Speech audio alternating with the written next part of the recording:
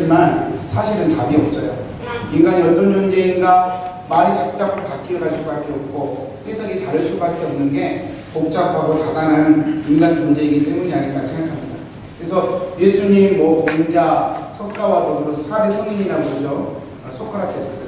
소크라테스가 그런 말을 했었죠. 너 자신을 알라. 너 자신을 알라. 참 유명한 말이죠. 너 자신을 아는 게 제일 지식 중에 가장 귀한 지식이기 때문에 그런 말을 남기지 않았나 싶어요. 그러면 그런 말을 남긴 소크라테스는 그럼 자기 자신을 잘 알았나? 그렇지 않아요. 소크라테스는 스스로 이런 또 다른 유명한 말을 남겼습니다. 나는 아무것도 모른다는 사실을 안다. 소크라테스가 아는 것 한 가지. 나는 모른다는 사실을 안다. 사람이 어떤 존재인지 그런 평생 탐구했지만 사실은 모른다는 사실을 아는 것으로 그의 인생은 마무리됩니다. 9.11 테러 때 미국의 당시의 국방장관이었던 도널드 럼스펠드라고 하는 사람이 있었죠. 굉장히 보수파인데요. 이분이 대통령 국방장관으로 9.11 사태 다음 날 기자회견을 했는데 이런 기자회견을 했습니다. 이 세상에서는 안다는 것을 아는 것, 그리고 안다는 것을 모르는 것, 그리고 모른다는 것을 아는 것이 있다. 그리고 이 세상에는 모른다는 것조차도 모르는 것이 있다. 그렇게 표현했어요. 9.11 사태 때 그 엄청난 사태를 준비하고 있었던 알카에다 그걸 알았으면 가만히 있을 리가 없죠. 그런데 몰랐어요. 그런 일이 벌어지는 것 자체를 몰랐습니다. 모른다는 것 자체를 몰랐어요. 참 그 비참함과 황당함과 그런 또 애매모호한 상황을 표현한 그런 표현이었다고 생각을 합니다. 여러분은 여러분을 누구라고 생각하십니까? 우리 인간은 도대체 어떤 존재일까요? 철학 사조나 여러 가지 흐름들이 참 많이 얘기하고 그랬지만 그냥 대표적인 것 2개만 짧게 언급을 하자면 소크라테스의 제자인 플라톤이 있죠. 그 플라톤이 인간은 누구인가라는 접근을 관념적으로 접근했습니다. 그래서 인간은 이성과 정신이 인간의 본질이다. 그래서 이성과 정신이 무엇인가를 알면 인간을 알 수 있다. 그렇게 얘기했어요. 그래서 육체, 이 고깃덩어리 육체는 불필요하다. 오히려 방해물이 된다. 그렇게 보았습니다. 그게 이데아 사상이에요. 이 땅의 모든 것은 다 가짜고 진짜는 따로 있다. 이게 이데아 사상입니다. 이렇게 관념적으로 인간을 해석했던 시도들이 쭉 사조는 조금씩 다르지만 큰 흐름 중에 하나로 이어져 왔습니다. 또 다른 관점의 하나는 물질적 인간 해석이에요. 인간은 물질에 구성된 이 우주 만물의 한 부분일 뿐이다. 물질이 이 존재의 본질이다. 그래서 인간의 정신과 감정은 이 물질적 그런 존재의 한 파편일 뿐이다. 우리 공산주의가 그렇게 주장을 하죠. 마르크스. 그리고 진화론적인 관점에서 이렇게 인간을 해석하기도 합니다. 이 시간은 그런 것들을 지금 논하는 시간이 아니기 때문에요. 제가 이제 짧게 이 정도만 언급을 하고요. 이 시간에는 그러면 성경이 우리 인간이 어떤 존재인가, 무엇이라고 증언하는가, 이것을 한번 이렇게 살펴보았으면 좋겠습니다. 여러분 다 살필 수가 없어서 제가 쪼개서 말씀을 드릴 건데요. 성경에서 말씀하시는 인간이 어떤 존재인가를 세 영역에서 나누어서 말씀한다 생각이 돼요. 하나는 창조, 하나는 타락, 하나는 구원이에요. 창조에서 말씀하는 인간, 타락에서 말씀하는 인간, 구원에서 말씀하는 인간이 좀 나누어서 성경에서 증언하고 있지 않나 생각되기 때문입니다. 그래서 오늘은 창조의 카테고리 안에서 인간은 어떤 존재인가 성경의 증언들을 한번 찾아보도록 하겠습니다. 오늘 본문 1장 26절에서 이렇게 얘기합니다. 하나님이 이르시되 우리의 형상을 따라 이렇게 쭉 얘기해요. 하나님이 이르시되 여러분 이 1장 26절에서 분명하게 얘기하는 건 인간은 하나님이 창조했다 선언해요. 하나님이 이르시되가 인간 존재의 출발이라고 성경은 얘기합니다. 이 말이 어떤 의미일까? 세 가지 정도로 좀 나누어서 이렇게 살펴볼 수 있을 것 같아요. 제가 그냥 짧게 소개만 하겠습니다. 첫 번째로 인간은 하나님 절대 의존적 존재로 창조되었다. 인간이 누구인가? 인간은 하나님을 절대 의존하는 존재로 만들어졌다. 이 얘기예요. 두 번째, 하나님에게 있어서 인간은 최고의 가치적 존재이다. 이 세상에서 가장 가치 있는 것이 누구냐 하나님께 묻는다면 하나님은 인간이라 말씀하실 거예요. 이게 창조에서 말씀하신 인간의 본질입니다. 세 번째, 인간은 하나님의 영광을 이 땅에 투영시키는 가장 완전한 존재로 창조되었다라고 합니다. 오늘 이 세 가지만 짧게 정리해서 제가 말씀을 드리겠습니다. 첫 번째로요, 인간은 하나님 절대 의존적 존재로 만들어졌다는 것입니다. 여러분, 이게 정말로 중요한 것 같아요. 이 첫 번째가 세워지지 않으면 두 번째, 세 번째는 무너져요.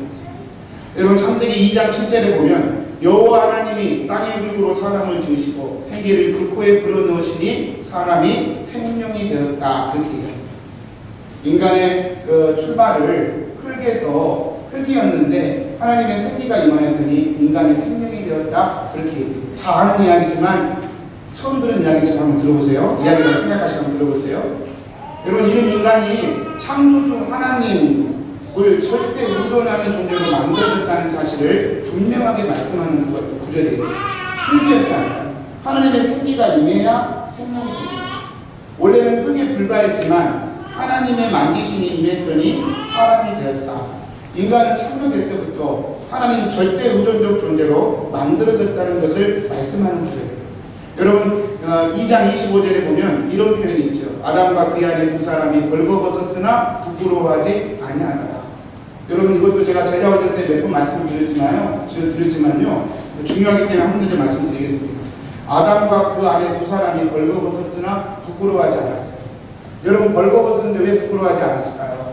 여러분, 이 말이 부부 사이니까 안 부끄럽겠죠. 또는 그 당시에 사람이라고는 아담과 하와 두 사람밖에 없었어요.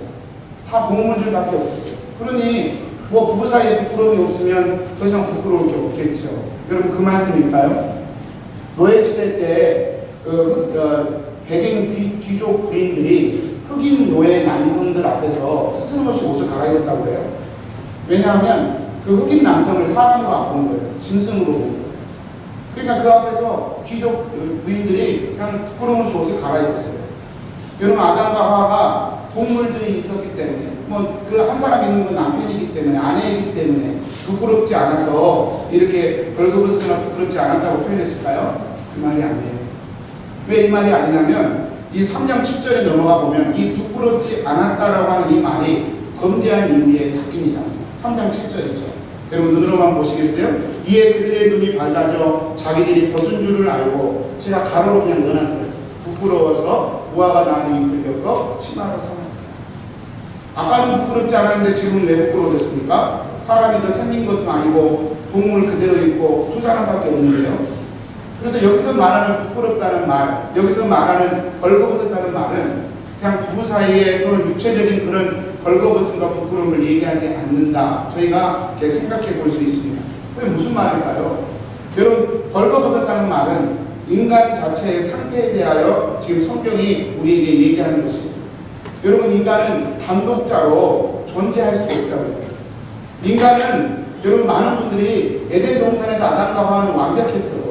에덴 동산 아담과 하와는 완벽한 존재로 창조되었는데 죄 때문에 좀 망가진 거야, 그렇게 생각을 하셔요. 반만 맞고요, 틀린 얘기예요. 에덴 동산에서 만들어졌던 아담과 하와는 벌거벗은 채 만들어졌어요. 그 말은 인간의 한계를 가지고 창조되었다는 말이에요. 그러잖아요. 여러분, 아무리 똑똑해도 한계가 있어요. 아무리 능력이 있어도 아담과 하와 역시 한계가 있는 피조물이에요. 유한한 인간이었단 말이에요. 신이 아니에요. 그 인간의 상태를 벌거벗었다라는 표현으로 성경은 쓰는 것입니다. 그런데 아까 2장 25절에 벌거벗었는데 왜 부끄럽지 않습니까? 왜 부끄럽지 않았을까요? 왜 3장으로 넘어가서는 또 그게 왜 부끄러웠을까요? 그 핵심은 하나님과의 관계에서 찾아볼 수 있어요. 벌거벗었지만, 내가 인간인지라 한계와 연약함이 있었지만 아담과 하와는 그것 때문에 개의치 않았고 부끄럽지 않았고 수치스럽게 생각하지 않았어요. 왜 그렇습니까? 하나님을 절대 의존했거든요. 하나님을 절대적으로 의존하는 존재로 에덴 동산에서 거했거든요. 그러니까 부족한 것이 부끄럽지 않았어요. 부족하니까 하나님이 필요한 거죠. 연약하니까 하나님의 이름을 부르는 거죠. 여러분, 그래서 에덴 동산 죄짓기 전에 아담과 하와는 벌거벗었지만, 부족하고 모자람이 있었지만 그것 때문에 수치스럽게 생각하지 않았다. 이것이 이 창세기 2장 25절의 증언이에요. 그런데 그 하나님과의 관계가 깨어지기 시작하면서 하나님을 절대 의존하는 의존적 존재인 인간이 하나님을 의존하는 그 태도와 자세부터 벗어나기 시작하면서부터 스스로의 부끄러움이 벌거벗음이 부끄러워지기 시작합니다. 그때부터 무화과 나무 잎으로 수치를 가려보고, 그때부터 자신의 수치를 여러 가지 요소로 가려보려고 시도가 벌어졌던 것이죠. 여러분, 인간은요, 어떻게 만들어졌느냐? 하나님이 절대 의존적 존재로 만들어졌다. 여러분, 이거 꼭 기억하시게 되길 축복합니다. 이것이 안 되면 나머지 의미가 없어요. 이것이 가장 중요한 인간 창조의 핵심이라고 저는 생각합니다. 사람만 그런 게 아니에요. 사도행전 17장 25절에 보면 사도 바울이 그 당시에 철학의 본산지였던 아테네라고 기록되어 있는데, 아테네죠. 철학의 중심지였던 아테네에 가서 아레오가고, 이 철학자들이 서로 논쟁하는 그런 장소예요. 논쟁하는 그 장소의 한복판에서 사도 바울이 외치기를 이렇게 외쳤어요. 11장 25절에. 또 무엇이 부족한 것처럼 사람의 손으로 선림을 받으시는 것이 아니니 이는 만민에게 생명과 호흡을 만물을 친히 주시는 이십니다. 하나님은 어떤 분이냐? 사람이 뭘 해서 더해지거나 빠지는 분이 아니다. 오히려 하나님은 이 땅의 모든 생명체에게, 존재들에게 그 존재의 의미와 생명과 호흡을 공급해 주시는 공급자이다. 이렇게 얘기해요. 이게 무슨 말입니까? 이 땅에 존재하는 모든 만물들이 하나님 의존하는 절대 의존적 존재로 만들어졌음을 사도 바울이 지금 얘기하는 거예요. 저는 어렵지 않을 거라고 생각합니다. 이 말. 어렵지 않죠. 저는 작년 가을에 이것을 정말 개인적으로 뼈저리게 경험을 했습니다.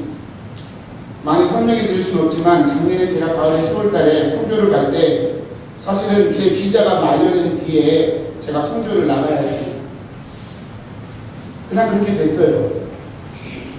나가서 하루 만에, 선교 가서 하루 만에 이메일을 열었는데 제 비자 연장 신청이 거절됐다는 편지를 이메일로 받았습니다. 그와 동시에 이미디어틀리 캐나다를 떠나라는 그런 내용의 편지를 제가 받았어요. 선교 가면서 준비할 때부터 힘들었지만 선교 가서는 정말로 힘든 시간들이었습니다. 이제야 말씀드립니다. 그리고 이런 저 때문에도 교회에서 많은 분들이 수고를 하셨죠. 그래서 저는 그 비자 문제 때문에 너무 힘들고 어려웠지만 그 선교 기간 동안 저는 주님을 온전히 절대적으로 의지할 수밖에 없었어요. 저의 그 열흘간을 마치 표현을 하자면, 유리창에 여러분 코팅을 할 때 이렇게 물을 묻히고 그 코팅지를 올리고 이렇게 공기가 하나도 안 들어가도록 딱 붙이지 않습니까? 열흘 동안의 제 마음이 마치 그와 같았어요. 하나님에게 딱 붙어 있었어요. 왜냐하면 숨 쉴 수가 없었어요. 왜냐하면 그 염려와 두려움 때문에 제가 제정신으로 있을 수가 없었어요. 비자가 없이 나갔으니 어떻게 다시 들어오겠나? 비자가 없이 나갔으니 목회를 할 수 있겠나? 이런 두려움과 염려들이 제 마음에 계속해서 밀려왔어요. 그래서 저는 그 선교 기간 동안 하나님을 절대 의지할 수밖에 없었어요. 그런데 그렇게 하나님 앞에 의지하면서 주님이 제 인생의 주님입니다 고백하면서 그 코팅기처럼 주님께 딱 붙어있는 연습을 했더니, 그렇게 고백을 하고 갔더니 어느 시점에서 제게 이런 고백이 튀어나왔어요. 제 속에서. 내 눈물 주님 눈물입니다. 내 소원 주님 소원입니다. 교만해서가 아니에요. 이기적이어서가 아니었어요. 정말로 주님 한 분만을 절대 의존할 수밖에 없는 그 순간에서 제가 하나님을 정말로 의지하고 내 인생의 모든 것을 맡기고 엎드리니까 제 속에서 그냥 그게 믿어지더라고요. 주님을 절대 의존하는 존재가 되니까, 아, 내 눈물 주님 눈물이시구나. 내 아픔 주님의 아픔이시구나. 내 소원 주님의 소원이구나. 이게 믿어지더라고요. 그 고백을 하면서 위로받고 더 깊이 하나님과 교제를 나누었는데, 제 마음 가운데 드는 또 다른 생각은 이것이었습니다. 주님 눈물 내 눈물, 주님 아픔 내 아픔, 주님 소원 내 소원, 이것이 이루어지더라고요. 주님을 정말로 붙들고 매달리니까 내 눈물 주님 눈물이 되고, 더 깊이 나가니까 이제는 주님 눈물이 제 눈물이 되더라고요. 정말로 경험했습니다. 열흘 동안 정말 단 1초도 주님 의지하지 않고는 제 마음을 제가 다스릴 수가 없었습니다. 결론적으로는 하나님께서 제게 가장 좋은 길로 인도해 주셨습니다. 여러분 잘 모르셨겠지만 이것 때문에 수고하신 분들이 많아요. 교회에 알려지면 혹시 거기 안 될까봐 지금까지 말씀을 못 드렸었어요. 하나님께서 공백기를 주시지 않고 사역을 멈춰야 되는 기간을 주시지 않고 또는 사역을 정리해야 되는 그런 아픔을 주시지 않고 제가 온 그 순간부터 주일날 제가 강단을 섬길 수 있도록 하나님이 배려해 주셨습니다. 제가 그 선교 기간을 돌아보면서 그 생각이 듭니다. 제가 가을날 선교했던 그 선교는 제가 하나님께 헌신한 것이 아니었어요. 따지고 보니까 가장 귀한 사랑을 주님이 저를 위해 가장 귀한 은총을 저를 위해 준비해 놓으셨던 그런 가장 큰 선물이었고 축복이었던 기간임을 제가 고백하게 되었어요. 제가 예측할 수 없었던 가장 좋은 것으로 제가 알 수 없었던 상황과 여건까지 하나님 다 계산하시고 저에게 가장 아름다운 것으로 채워주셨어요. 여러분, 인간이 하나님을 절대 의존하는 존재로 산다는 건 결코 여러분을 불편하게 하거나 여러분을 불행하게 하기 위한 하나님의 뜻이 아닙니다. 벌거벗었으나 부끄럽지 않다는 말이 이게 얼마나 큰 축복인지를 하나님을 절대로 의지하는 자에게 하나님이 맛보게 하시는 것이죠. 사랑하는 여러분, 인간은 왜 존재합니까? 하나님을 절대 의존하는 존재로 하나님이 만드셨기 때문에 인간이 존재합니다. 두 번째로요, 인간은 하나님에게 있어 최고의 가치적 존재라는 것입니다. 26절 말씀입니다. 한번 같이 한번 읽어보겠습니다. 시작. 하나님이 이르시되 우리의 형상을 따라 우리의 모양대로 우리가 사람을 만들고 그들로 바다의 물고기와 하늘의 새와 가축과 온 땅과 땅에 기는 모든 것을 다스리게 하자 하고. 여러분, 인간이 창조되는 과정을 보면 하나님께서 이르시되 하면서 우리의 형상을 따라 우리의 모양대로 우리가 만들고, 이 우리라는 단어가 3번이나 등장합니다. 여러분, 이 우리라는 단어는 뭐냐? 성부, 성자, 성령 삼위일체 하나님을 의미합니다. 여러분, 놀라운 일이에요. 그동안 하나님은 말씀으로만 천지를 창조하셨어요. 빛이 있으라, 바다와 육지 나누어져라, 하늘아 동참아 나누어져라, 새가 만들어져라, 다 말씀으로만 하나님이 천지를 창조하셨어요. 그런데 인간을 창조할 때는 하나님 3분이서 성부, 성자, 성령 하나님 3분이서 컨퍼런스를 하셨어요. 미팅을 가셨어요. 회의를 하셨다고요. 이제 우리가 인간을 만들 텐데 어떻게 만들까? 이제 가장 중요한 인간을 만들 텐데 어떻게 만들까? 3분의 하나님이 컨퍼런스를 하셨어요. 그래서 결론이, 의견이 모아지셨어요. 그 의견이 뭐예요? 우리의 형상대로 우리의 모양대로 우리가 직접 만들자. 그동안은 입술로 말로 선포하셔서 만드셨지만 우리 인간은 하나님이 직접 손으로 흙에서 생기를 불어넣으셔서 창조하시지 않습니다. 컨퍼런스 하시고 미팅 가지시고 회의하시고 고민하시고 갈등하시면서 직접 손으로 만들어낸 존재가 바로 우리 인간 존재라는 거예요. 6일 동안 모든 것을 만드시고 그리고 그 결정체에 마치 선물을 준비해서 자녀의 품에 안기는 부모의 마음처럼 우리 하나님께서 그렇게 인간을 맨 나중에 만드시고 에덴 동산의 모든 것을 선물로 하나님이 주셨어요.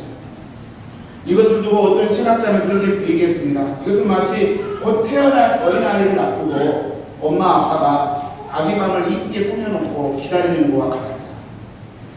저도 유학생 시절에 아이를 생각났지만 단칸방에서 방 2개 뭐 이렇게 살았지만 아이를 태어날 때마다 최선을 다하여 방을 준비했죠. 침대를 준비하고 장난감을 준비하고 방 색깔도 좀 알록달록 만들어보고 그랬죠. 최선을 다하여 방을 준비했습니다. 마치 그것처럼 하나님께서 우리 인간을 창조하실 때 그렇게 하셨다는 거예요. 하나님의 모양대로 형상대로 하나님이 직접 하나님이 만드신 존재가 인간이라는 거예요. 여러분, 우리 인간은요 하나님에게 있어서 최고의 가치적 존재라는 거예요. 이 시간 이 하나님의 이 은혜가 저와 여러분 가운데 다시 한번 일어났으면 좋겠어요. 이 밤에 이제 아침에 제가 예배 드리잖아요. 이 예배 드리는 것이 뭐 하나님의 어떤 규칙을 지키기 위해서 이 자리에 모인 거 아니에요. 안식일 안 지키면 내가 너 뒤통수 때려버릴까? 그거에 무서워서 규칙 지키려고 이 자리에 있는 거 아니에요. 하나님, 나를 사랑하신 하나님, 나를 창조하신 하나님, 나를 가장 귀한 분으로 만들어주신 그 하나님의 은혜, 그 사랑 때문에 저는 이 자리에 모이는 것입니다. 하나님의 규칙을 지키기 위해서 이 자리에 있는 것이 아니라 하나님을 즐기기 위해 저희는 이 자리에 와 있는 것입니다. 스바냐 3장 17절은 그것을 이렇게 묘사해요. 너의 하나님 여호와가 너의 가운데에 계시니 그는 구원을 베푸실 전능자시라. 그가 너로 말미암아 기쁨을 이기지 못하시며 너를 잠잠히 사랑하시며 너로 말미암아 즐거이 부르며 기뻐하시리라. 저는요 민서가 너무 이뻐요. 그래서 민서가 이쁠 때 어쩔 때는 눈물이 나더라고요. 이걸 깨물어 버리면 올 것 같고 이걸 안짜니 깨져버릴 것 같고 그래서 제가 울어요. 그냥 어떨 때는 너무 좋아서. 지금 하나님이 꼭 그러시는 것 같아요. 저 집사람도 그렇게 합니다. 오해하지 마십시오. 하나님이 지금 그래요. 하나님께서 우리 인간들을 보시면서 이스라엘을 보면서 기쁨을 이기지를 못했어요. 어쩔 줄을 몰랐어요. 이거 안 오면 뺏겨버릴 것 같고 이거 뽀뽀하면 또 뒤로 물러갈 것 같아요. 그래서 하나님이 어떻게 할 줄을 몰랐어요. 여러분 그 고백이 스바냐 3장 17절의 말씀입니다. 사랑하는 여러분, 저와 여러분이 이 땅에 만들어진 창조적 가치는 어디서 나오느냐? 우리 인간의 본질적 가치는 여기서 어디서 나오느냐? 바로 여기서 나옵니다. 하나님이 저와 여러분을 가장 귀한 자요. 이 땅의 모든 자연 만물을 다 합해도 너 영혼 한 영혼과 바꾸지 않겠다. 그것이 하나님의 마음 아니겠습니까? 사랑하는 성도님들, 왜 내 인생은 이렇게 힘들까? 혹시 염려와 근심 가운데 우리 성도님 계십니까? 이 시간 그 주님의 사랑으로 다시 한번 회복되시기를 축복합니다. 어려움과 고난이 있을 때 하나님을 절대적으로 의지하시고 그 의지함을 경험하고 갈 때마다 내 눈물, 주님 눈물 깨달으시고 이제는 주님 눈물, 내 눈물 깨달아지니 주님 앞에 나보다 귀한 영혼이 어디 있을까요? 교만해서가 아니에요. 이기적이어서가 아니에요. 그냥 그렇게 믿어져요. 주님 망해도 좋고 쫓겨나도 좋고 더 이상 미래가 없어도 좋사오니 주님 한 분만으로 충분해요. 이 고백이 나오는 것이죠. 우리 성도님들 힘내십시오. 하나님이 가장 귀한 존재로 저와 여러분을 만드시기 때문에. 하지만 세 번째로는요, 인간은 하나님의 영광을 투영시키는 가장 완벽한 존재로 창조되었다는 것입니다. 27절, 28절 있습니다. 제가 28절만 읽어보겠습니다. 그들에게 복을 주시되 하나님이 그들에게 이르시되 생육하고 번성하여 땅에 충만하라. 땅을 정복하라. 바다의 물고기와 하늘의 새와 땅에 움직이는 모든 생물을 다스리라 하십니다. 어떤 학자들은 이것을 보고 형상은 내적인 것이고 형상은 외적인 것이고 모양은 내적인 것이고 또는 어떤 분은 본질과 형식으로 나누어서 해석하기도 하지만 그렇게 복잡하게 해석할 것도 사실 없어요. 그냥 그 말 그대로예요. 여러분 우리 인간은 어떻게 창조됐느냐? 하나님의 형상과 모양, 그 말은 하나님의 영광이라는 뜻이에요. 우리 인간은 하나님의 영광으로 창조되었어요. 그래서 하나님께서 우리에게 복을 주셔서 뭐라고 말씀하시냐면 세상에 나가서 충만해라. 그리고 모든 것들을 다스리고 정복하고 그것들 가운데 너희가 만물의 영광을 살아라. 이 말이 무슨 말이냐? 소위 문화명령이에요. 하나님의 영광을 받았으니 그 영광을 드러내는 존재로 세상에 드러내는 존재로 너희들은 살아라. 그렇게 세우신 것입니다. 아담과 하와에게 하나님이 그렇게 세우셨어요. 온 천지 온 땅에 네가 다스리면서 내 모양과 형상을 드러내는 존재가 되라. 하나님의 영광을 그대로 투영시키고 흘려보내고 하나님의 영광을 반사해서 비추는 자들이 되라. 이것이 하나님의 부르심이었어요. 인간은 왜 창조되었습니까? 그 영광을 반사하기 위하여 창조되었어요. 맥스 루카일드의 책을 보면 하나님 저를 고치실 수 있습니까? 라는 책에 재미있는 이야기가 하나 소개되고 있어요. 어느 백화점에 도둑이 있습니다. 근데 이 도둑이 신기한 도둑이에요. 훔쳐가지 않고 이 가격표를 마음대로 바꿔버리는 아주 장난꾸러기 도둑이 그랬어요. 밤새 백화점에 있는 가격표를 싹 바꿔놔버렸어요. 근데 신기한 것은 그 책에 그 다음날 가격표가 다 바뀌었는데도 사람들이 모르더라는 거예요. 점원도 모르고 손님도 몰라요. 그래서 사람들이 물건을 사는데 200만원짜리 카메라를 2만원 주고 사고 몇백 원이면 살 수 있는 볼펜을 몇십만원 주고 산다는 거예요. 그 바뀌어버린 가격표 때문에 그렇게 하더라는 거예요. 이야기입니다. 비유입니다. 맥스 루카이들은 이 책에서 이 땅에서 벌어지고 있는 영적 실제가 이와 같다라고 얘기합니다. 영원하고 가치 있고 정말로 귀한 것은 값싼 천덕꾸러기 신세의 취급을 갖고, 우리를 영원히 살려주지도 못하고 우리를 영원히 복되기도 못하는 쓰레기 같은 것들이 최고의 가치로 올려져 있는, 마치 가격표가 엉망으로 이렇게 바뀌어버린 그런 백화점처럼 이 땅이 그렇게 흘러간다 얘기합니다. 사랑하는 성도님들, 여러분은 누구십니까? 여러분은 어떤 가치관과 어떤 본질을 가지고 사십니까? 중요한 건 저와 여러분이 하나님의 대사라는 거예요. 내 안에는 하나님의 가치와 하나님의 명예가 이 땅 가운데 실현되도록 부어진 하나님의 대사의 부르심이 우리 안에는 있는 거예요. 대통령이 새로 정부가 출범하면 대사들을 파송합니다. 특별히 한국에 영향이 있는 미국이나 러시아나 중국이나 일본의 대사들은 특별히 아무나 임명하지 않습니다. 그냥 외교관 중에 한 사람 임명하지 않습니다. 제가 그것을 본 적이 없어요. 항상 대통령의 마음을 아는 사람, 소위 신복이죠. 대통령 마음을 가장 선명히 낼 수 있는 사람들을 대사로 보내는 것을 제가 봅니다. 대사가 그런 거예요. 왕의 명예와 왕의 가치를 그 이방 땅에서 실천할 사람, 그것을 대사로 임명하고 그렇게 세우는 것입니다. 여러분, 우리 주님이 저와 여러분을 이 땅의 대사로 창조하시고 세우십니다. 저와 여러분이 이 땅에서 서로 사랑하며 살고 서로 위하여 희생하며 살고 서로 축복하며 살아야 할 이유가 무엇이겠습니까? 저와 여러분의 그런 모습을 통하여 세상이 하나님의 영광을 보게 하기 위해서 그렇죠. 여러분, 솔직히 말씀드려보면 교회가 서로 싸우고 서로 갈라지고 부딪히고 험한 소리들이 오가고, 여러분, 그런 교회에 누가 다니고 싶겠습니까? 그런 소문들이 교회 밖으로 흘러나가면 하나님을 찾고 싶은 영혼들이 있다 할지라도 하나님을 찾을 용기를 어떻게 낼 수 있겠습니까? 하나님을 믿는다고 말하는 우리가 세상에 나가서 세상 사람보다 더 욕심을 부리고 이기적이고 남 욕하고 비난하고 이것을 살아버린다면 그 모습을 지켜보는 정말 다음 크리스찬인 예비 크리스찬들이 그 모습을 보고 어떻게 하나님의 마음을 찾아볼 엄두를 낼 수 있겠냐 말이에요. 우리뿐이에요. 킹선에서 이 땅을 구원할 사람은 사실 우리뿐이에요. 소교교도 있습니다. 개별교도 있습니다. 제 말은 한꺼번에 우리라는 우리뿐이에요. 교회뿐이에요.